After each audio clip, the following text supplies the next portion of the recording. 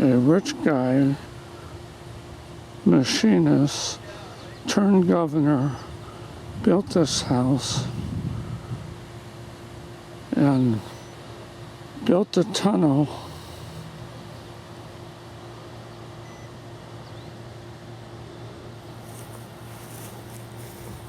to his observatory.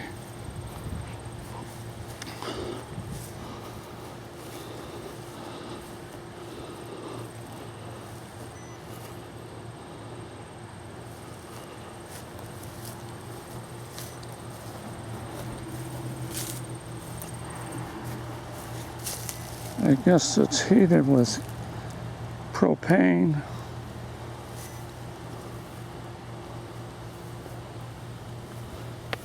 And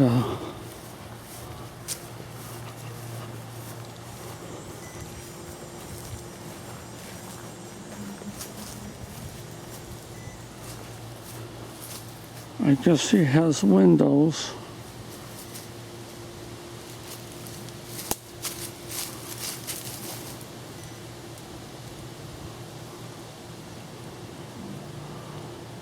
And he has piping.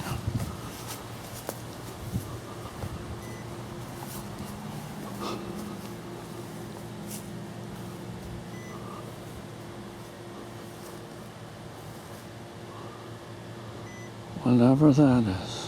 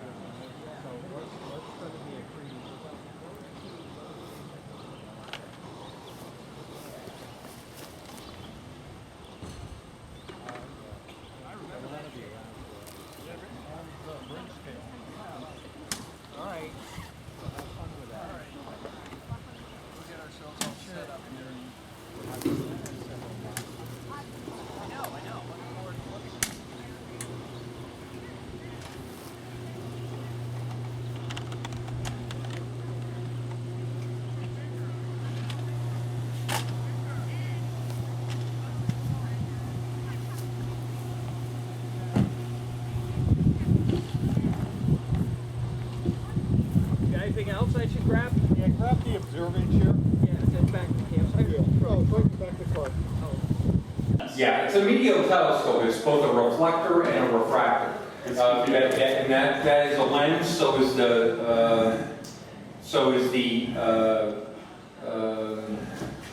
magnet. This right here is a lens, and it's silver on the other side, so it goes through the lens and back out through the lens again. Gotcha. Yeah. Yeah, that's a lot. And it's got weights. Counterweight. Yeah, those are counterbalancing. The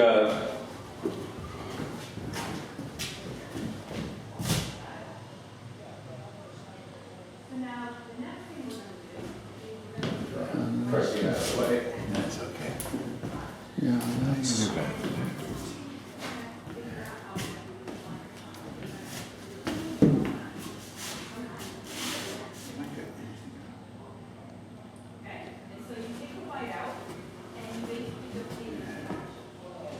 Was the telescope always here, or did it move around, or? No, it's always been here.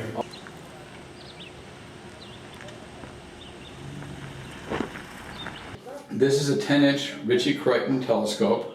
It was built by Dino Argentini and completed in 1964. We mounted it in this dome, I think about 30 years ago, and it's a nice telescope. That's what I can say. it's for solar viewing. It can be used for solar viewing. It can be used for regular astronomical viewing of other objects. What's the mirror dimension? Let's see what we can find out. Okay, first light was 2005, so my mistake about that. Yeah. I could be more familiar with this telescope, and I'm not.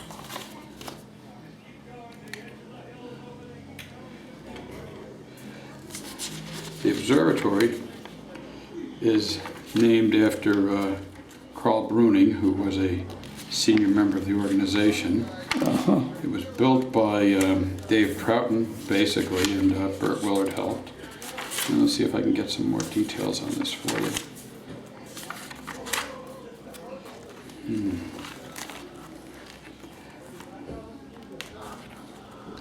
You would ask the important questions, wouldn't you? That's all right. I'm terribly sorry, but I'm going to try to find out anyway, just from the information.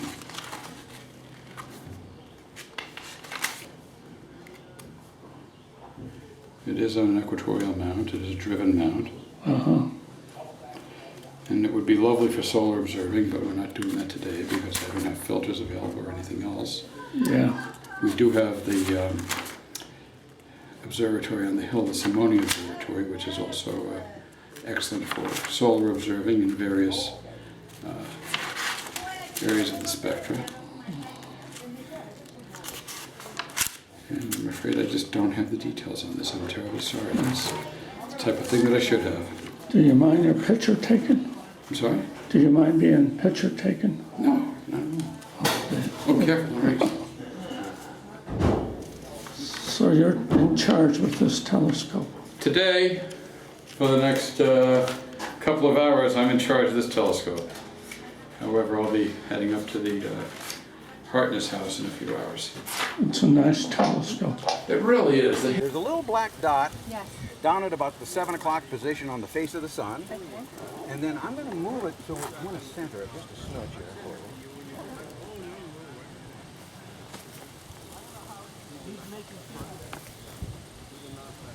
Now there's some more up at about the 3 o'clock. There's a cluster of sunspots up at the 3 o'clock position. Is this a double stack? It is, yeah. Now you may have to spin your cap around if you're going to, well, you don't have to. Don't. I was going to say, Well, that's wonderful. What is the time scale for those arms? this, if we're looking at one part of the sun, the light is actually... Yeah. Right, because the diameter of the... Right.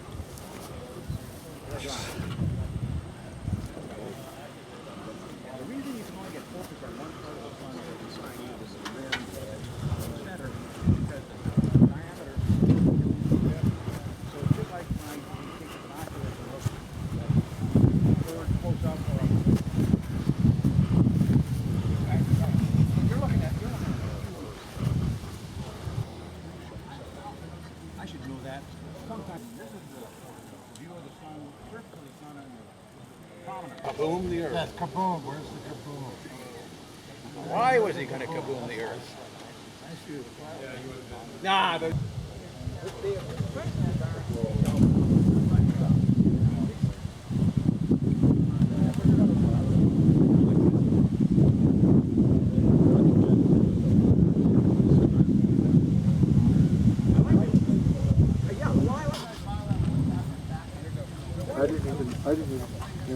Changing.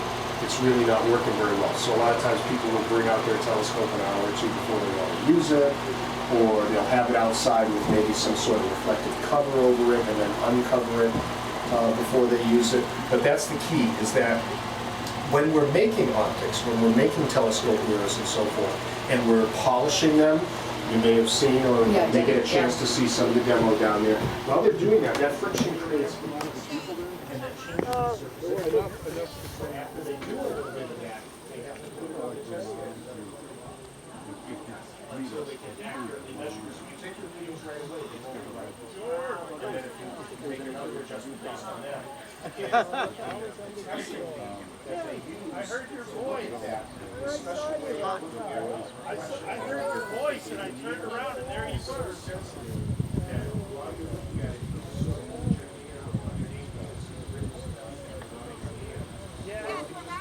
I get out.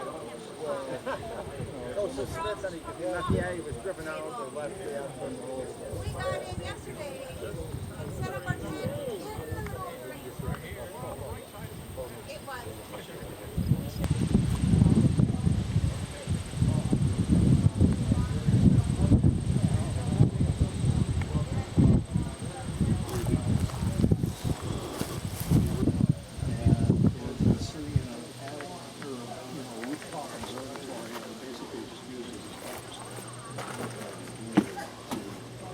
Hartness house to direct people down in the museum, but I have no idea. I don't know what he's doing. I thought you signed up for this. I gotta check the Where's the schedule. Interesting.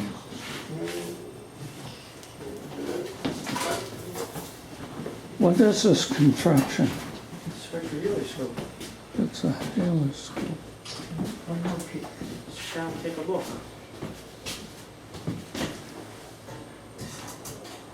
Oh, sorry, Dave. It's tomorrow. Oh. This is a spectroscope section, okay? So if I stop it, all I would see would be the H alpha line, or whatever part of the sun's on there. So if I slowly step the sun across, all you'd see is just a line, a line, a line, a line, a line. So it's like a movie camera. Now that it's spinning, it's scanning the sun across. Decided he. That's right. wasn't He gonna- said enough. He fell down twice last year. Yeah, and Dick Cool made a similar decision. Oh, I didn't hear that. Yeah, he's not coming up this year. Because he's crawling out the tent. Early night to get older and older.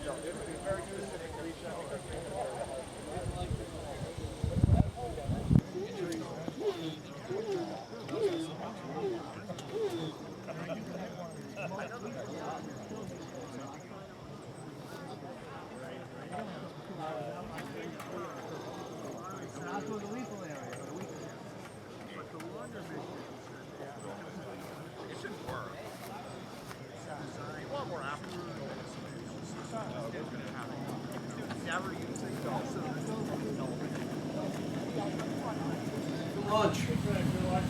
Usually the first guy after lunch has to talk to people that are falling asleep, including the speaker, because I just had my lunch too. But I'm going to talk about polishing, and I'm going to give a little primer on figuring. This is all based on the average size and focal ratio of mirror. I have a mirror here which I'm going to demonstrate some things with. But first of all, what is polishing? Okay? When you're grinding the mirror, you start with abrasives, and the free abrasives, the stones roll between the tool and the mirror, and they knock out little pits on the tool and the mirror, and it gives you a concave shape to what's holding in your hands and a convex shape to what's on the table. And it's doing that with a fracturing mechanism. And no matter how small of an abrasive you use, you're just going to get smaller and smaller and smaller fractures. You're not going to get a polished surface. And glass is it's something that goes from a liquid to a solid without forming a crystal. And that's what essentially defines a glass. You know, all your metals, they all crystallize and stuff, but the glass does not do that. So it lends itself to getting a very, very smooth, optically polished surface. But what is polishing? How do we do it? How is it accomplished? there's been a lot of discussion about that through ATMs over the years. Is it a wear mechanism? Is it a flow mechanism? Is it a chemical mechanism? Is it a combination of both? And over the years, if you read the older books, the books by Alan Thompson, the book by Neil Howard, and the books by Texero, they tend to suggest that there's some flow going on. But the semiconductor industry got very interested in that. And some foreigners, a Joseph Steigerwald and a Shira Morocco, who's Japanese, and Ronald Gutman, they researched that in this article that was printed up, I don't know, in the 70s someplace. It's for the semiconductor business, because the semiconductor people were very interested in wear rate versus the material and pressure and so on. But beeswax does help reduce the tendency for scratches and sleeks. Sleeks are very, very fine scratches, which you do not see in the mirror. You might look them in the light, but boy, you'll see them when it comes back from being coated. And it can be very disappointing if you get a whole lot of sleeks. Someone looks like it went over with it looks like a spider web on top. This is a pitch lap, or this is a mirror. It's an 8-inch f6 mirror, and this is a pitch lap. And it's cut in grooves. They have molds for them that make them into hexes, and they have molds that make them into squares.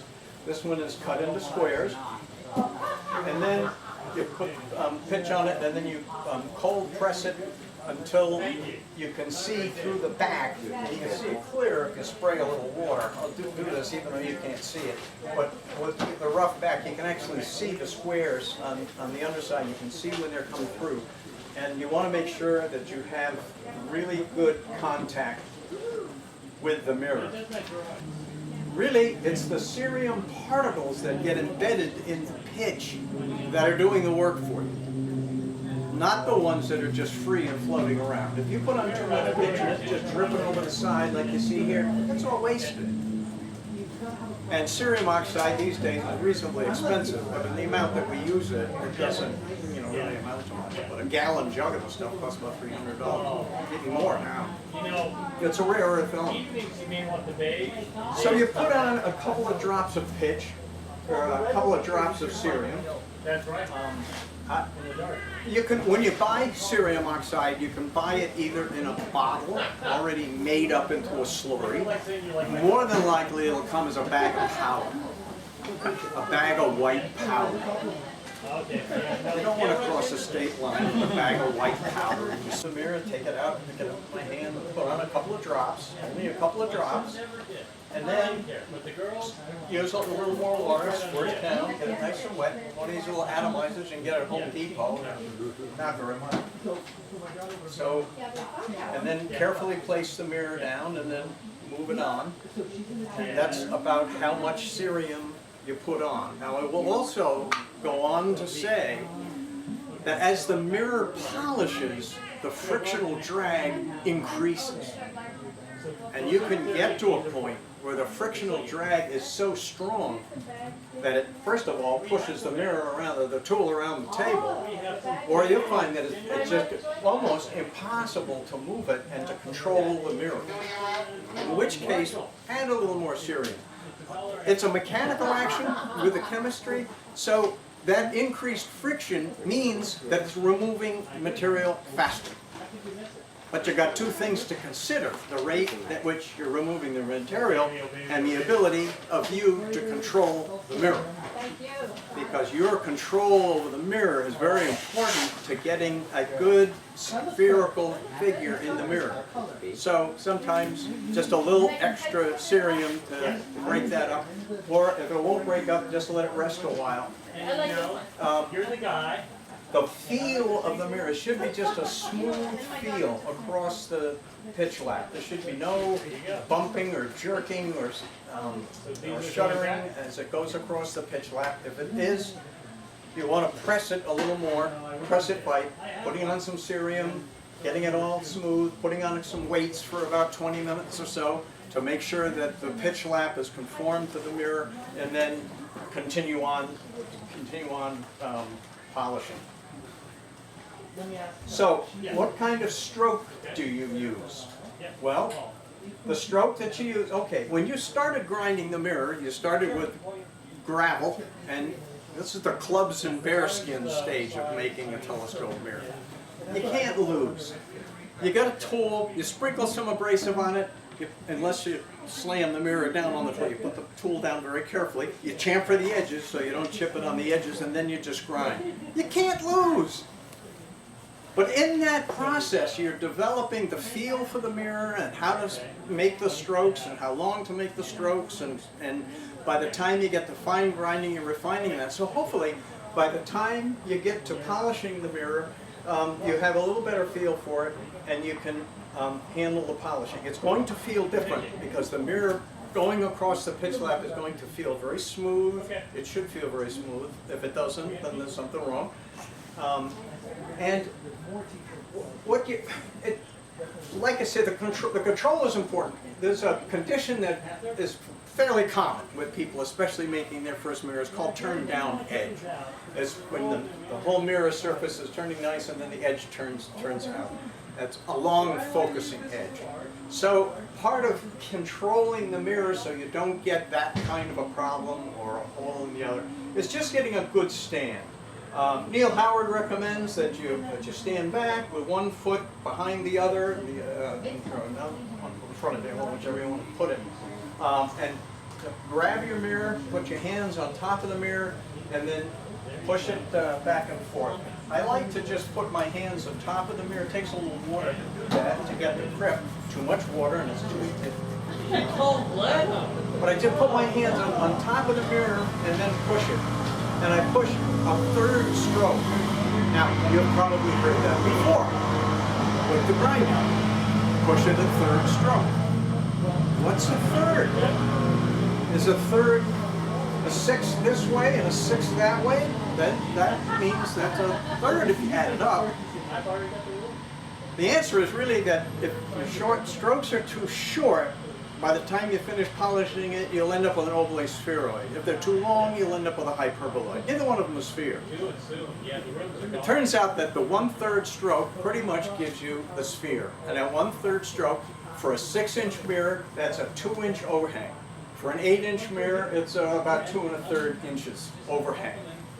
And so you push it forward, 2 1/3 inch overhang, push it back, 2 1/3 inch overhang. And that's, if you do that, chances are you'll come very close to making a spherical mirror. And you can do it center over center for a while. And you just go back and forth. And what kind of a cadence should you use? You don't want to use too fast of a cadence. Sometimes people think that if you just go back and forth like this, that you're really polishing the mirror. Well, you're not. First of all, the pitch needs to conform to your mirror. It takes time to do that. And also, you just lose control over it. The mirror is rocking, the tool's rocking, the stand's rocking. 20 to 60 strokes per minute is fine. 60 strokes a minute is a stroke a second. A stroke is a back and forth. So 1, 2, 3, 4, 5. Okay? So that's about the cadence you want. You can go slower, it won't do any harm, it'll just take you longer. You don't really want to go much faster because it really is going to be counterproductive and it's not really necessary. Now, there's a prerequisite here. You all have to know this in order to polish a mirror.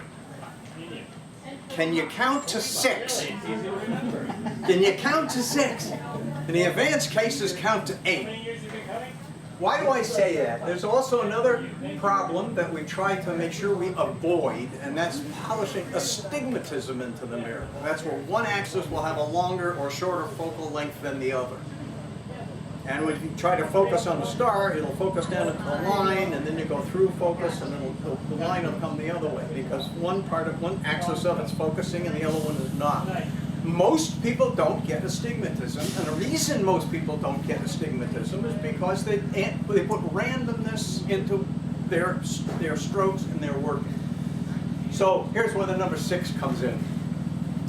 You push 6 times. 1, 2, 3, 4, 5, 6. Then you turn the mirror one way and take a step the other. and then move your hands, and then do another 6 strokes. So you're constantly changing the orientation. And you want to keep the same number of strokes. Frankly, it doesn't matter if it's 4 strokes or 8 strokes, but if you do 6 strokes and then do 20 strokes, that's not going to work. You need to have it pretty uniform. You know, 4 or 6 strokes, then take a step, take a turn, do another 4 strokes, another 6 strokes, take a step. And that way you will, again, avoid putting any astigmatism into your mirror.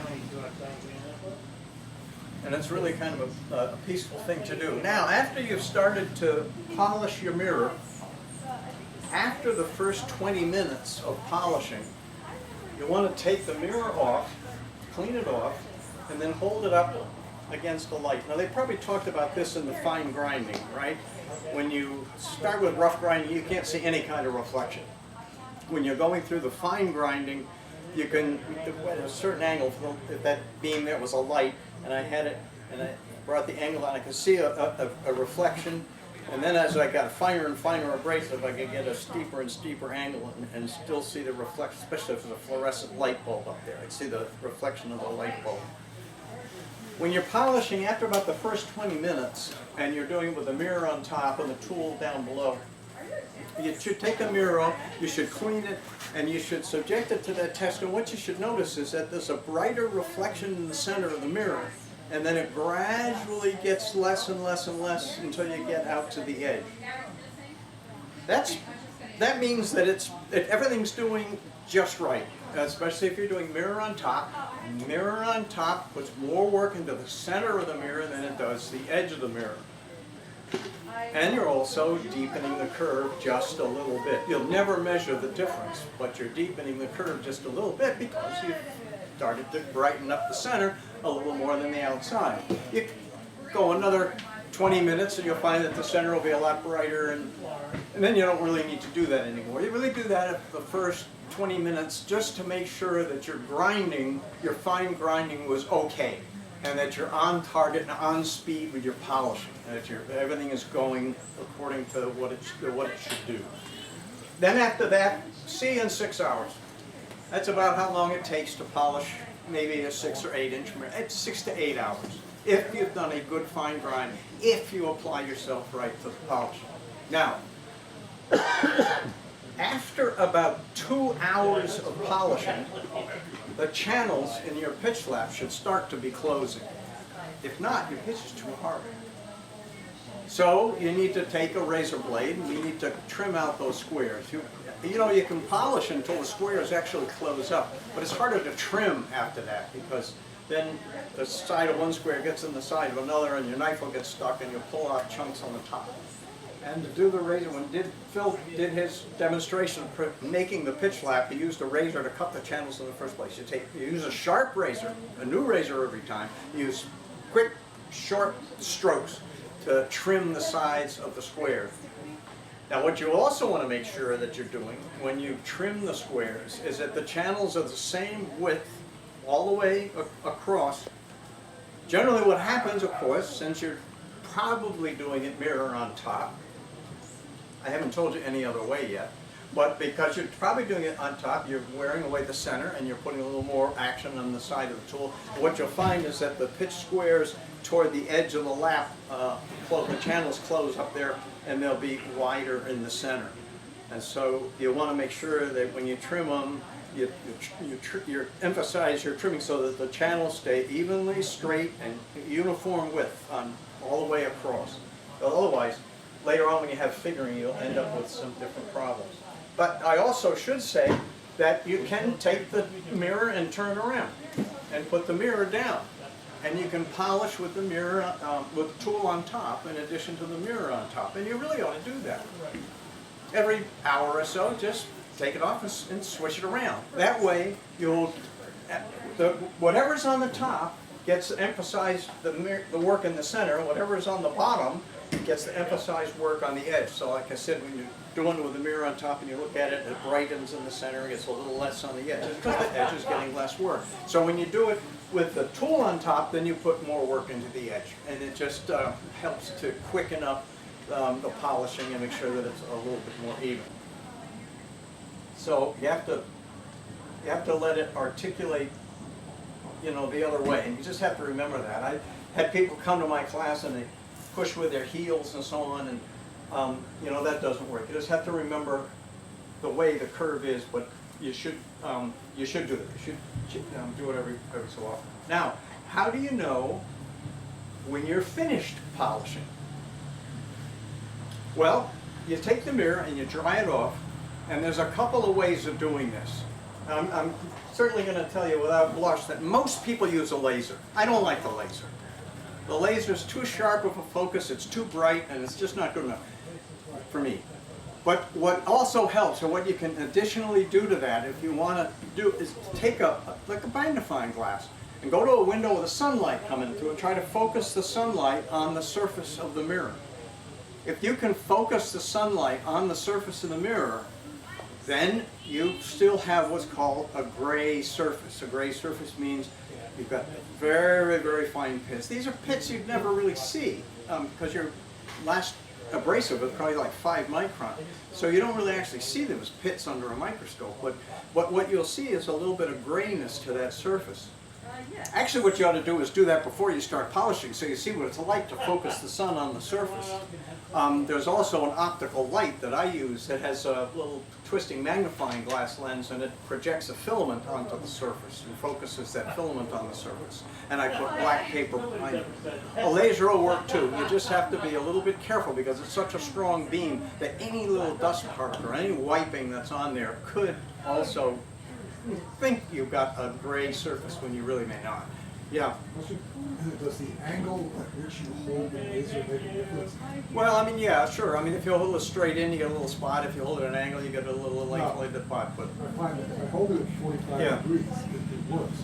But sometimes I get a different reflection of the surface. That's like going for laser. Yeah, that's why I don't like lasers. Yeah, they're just too, you know. But I found, like I say, in a sunny room, take a little magnifying glass and try to focus it. Try to focus the image of the sun on the mirror, and that'll give you a real good indication that you're. How do I know this?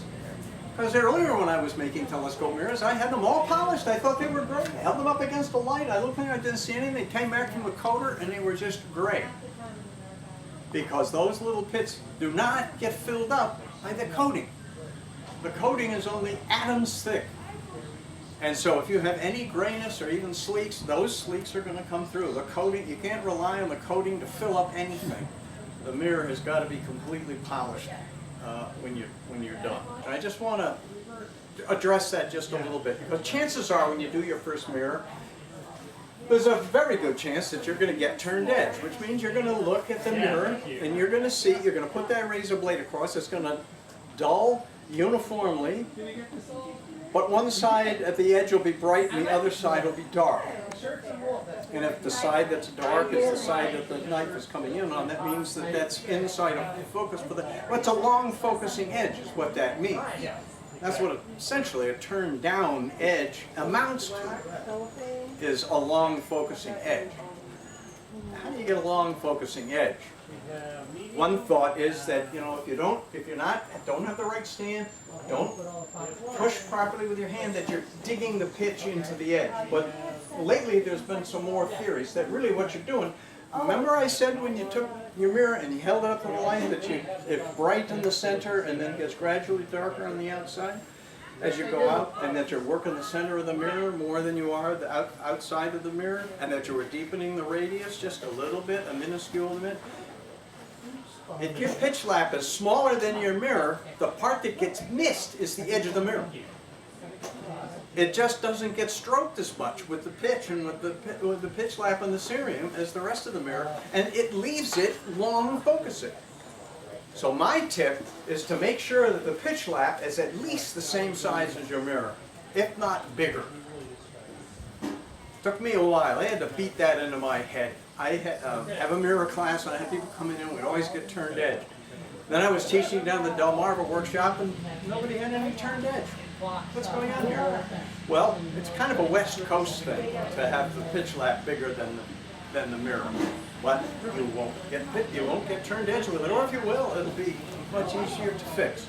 Now, okay, suppose you are working in your mirror and you quit for some time. and you go to cold press it and your pitch lap is bigger than your mirror.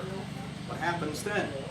Well, just move the mirror offside and stand around and just take a few minutes and just press it down and go over it. And then just press it down until the feeling goes away. You'll feel it go over the edge. You just keep pressing it down. It may take a few minutes to do that. You've only got just a little bit of pitch there. You'll just press it out. But if you have the mirror at least the size of the mirror, but if you chamfer it and it's any smaller than that, chances are you're going to have problems with the turned edge. Not that you can't get rid of it. There are techniques for doing it. But anyway, that's a little tip that I can give you to help you not get it or have a reduced case of it in the first place. If you do your FOCO test, wait a minute, let me say another thing about the FOCO test. I talked about the knife edge. There's another modification to that developed by Pasco Ronchi. And that's to use what they call a Ronchi screen, R-O-N-C-H-I. You've probably heard of it. This is opaque, clear, a bunch of lines, a screen of lines. They're very small. You've got 133 lines in an inch. And if the mirror is, comes to a complete focus, in other words, if you're at the center of curvature and you have a sphere and you put the Ronchi screen in front of it, if it's just a little in front of the focus, what you'll see is straight lines. If you have a perfect sphere, straight, parallel, even, uniform line. And you go behind focus and see again, straight, uniform, equal lines. If the lines curve or wiggle, then you have a problem with it. If you're going outside of focus and the lines are straight and then curve out at the edges of the mirror, that's turned down edge.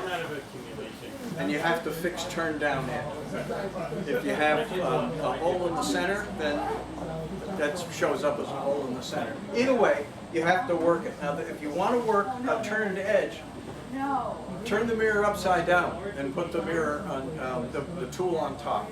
That will help because remember, whatever you're working, it's in your hands.